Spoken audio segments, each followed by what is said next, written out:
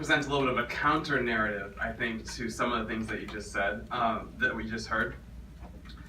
I'm a lifelong activist. I started at age 13. It's all I've ever done. When I was 28, co-founded, co-created Occupy Wall Street. So what I'm about to say, though, is I think kind of not necessarily the mainstream activist position, but I think more and more activists are starting to come along and start to understand what I'm talking about. So I was actually just in Egypt. I spent Christmas in Egypt, and I met with some Egyptian activists who had taken part in the Tahrir uprising in the Arab Spring that so fundamentally inspired Occupy Wall Street. And we had kind of like a little private workshop where we talked, like what's going on, you know? And it was amazing how much actual agreement there was between my experience of Occupy Wall Street and their experience of the Arab Spring. So what is that actual experience? The actual experience of Occupy Wall Street and what Occupy Wall Street was supposed to teach us is that protest is broken, okay? Protest is absolutely broken. When we created Occupy Wall Street, we fulfilled the storyline of activism that you have just heard being told by people here, which is that if you can create a mass movement with millions of people in the streets, largely nonviolent, unified behind a single message, then somehow change will happen.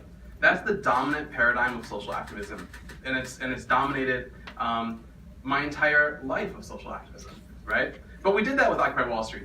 They did that with the Arab Spring. With Occupy Wall Street spread to 82 countries, 1,000 encampments. With the Arab Spring, they actually, effectively toppled their government, only to have a counter-revolution that put in a government even more terrible than Mubarak. So what we've learned instead is that the storyline of activism that we've been chasing isn't true. And I think we're going to see that even more strongly under a Trump administration. What do I mean when I say the storyline of activism isn't true? I mean quite literally that this idea that people in the streets will somehow manifest some sort of collective general will, and that general will have to be listened to by our governments, is not true anymore. I think that when did it stop being true? I would say probably 2003 with the global anti-war march, which I took part in and a lot of activists took part in. We had, if you guys remember, February 15, 2003, we had protesters. It was the largest day of synchronized global protests in human history. We had activists and people protesting in every single country, every single continent, millions of people in the streets. I was in New York. I think there was close to 1 million people in New York. And Bush got home that night, all the protesters went home, and he said, well, I don't listen to focus groups. And that's what he called all of these people with signs saying no, very clear message. And I think since that point, there's been a kind of realization among Western governments that there is no reason to actually heed the demands of the people in the streets. Sometimes we see governments abroad being forced to listen to their people, I think in cases where it coincides with the Western geopolitical agenda. For example, with the Arab Spring. I think the Western governments wanted Mubarak out, so they kind of, hey, Mubarak, you gotta listen to your people. And they'll still say that to Erdogan sometimes, but when the same exact tactics are being in America, you'll see that there's like complete silence. Okay, so in a situation where protest is broken, it doesn't mean that we shouldn't protest. It means that we have to kind of rethink the basic storyline that we have been chasing. And I think that the fundamental realization that activists are coming to is that we have two options. We only have two options. The only way to gain sovereignty in our world is to win elections or win wars. That's it. That's it. And we saw, I wrote a book called The End of Protest, and what we saw is that after the collapse of Occupy Wall Street, which was basically a movement that kind of united left and right, okay? We saw the left double down on street protests with Black Lives Matter and 3 years of street protests, disruptive street marches.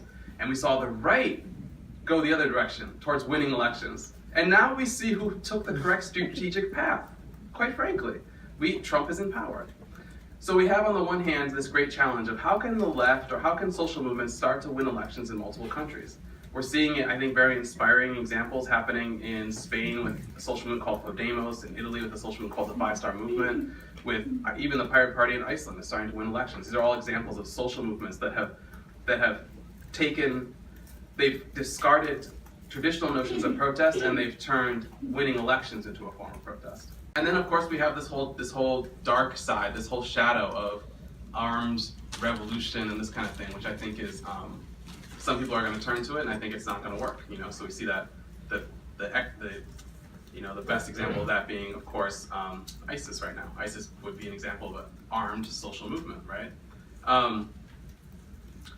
So this is kind of, I think, the fundamental predicament that we're in. I think that it's important to understand that the moment that we're in, I call the end of protest. The end of protest doesn't mean the absence of protest. The end of protest means the proliferation of ineffective protest.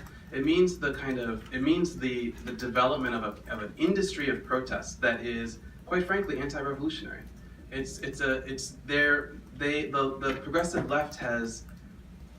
And they've given up on actual revolution, and now they're content to play a kind of loyal opposition. I know these are all kind of like, we don't want to talk about this, but I do think that the reason why we're in the predicament that we're in right now is that the right overwhelmingly believes in revolution, and the left overwhelmingly is so traumatized by the experience of the 20th century and so afraid to actually talk about overthrowing Donald Trump and replacing him with someone else. How do we actually talk about that? Well, that would be the actual question. How do we actually think about toppling Donald Trump, like he's a Mubarak, like the Arab Spring toppled Mubarak, and replacing him with the government that we wanted? I don't think we really want to talk about that. I think instead we want to talk about mass marches that many of us know aren't going to do anything, that are even scheduled for after the inauguration and stuff like this. So that's the kind of, it's a different take. And when I was talking to the people in the Arab Spring and I think there was a lot of resonance with this. I think that they are also kind of looking at, it's traumatic. It's traumatic to realize that that's the situation we're in. So I'm not saying that we shouldn't protest. What I'm saying is that we need to protest differently. We need to figure out how to use protests and social movements to actually not only gain power, but govern, and not only gain power in one country, but in multiple countries. And that's the kind of very tricky predicament that we're in. So that would be my message to activists is, in the years ahead, there's gonna be a lot of pressure to double down on the tactics that we've been using, even though they're very exciting. I think that we have to do this other thing, which is, are we ready to actually govern? How do we get to be in a position where we govern? So.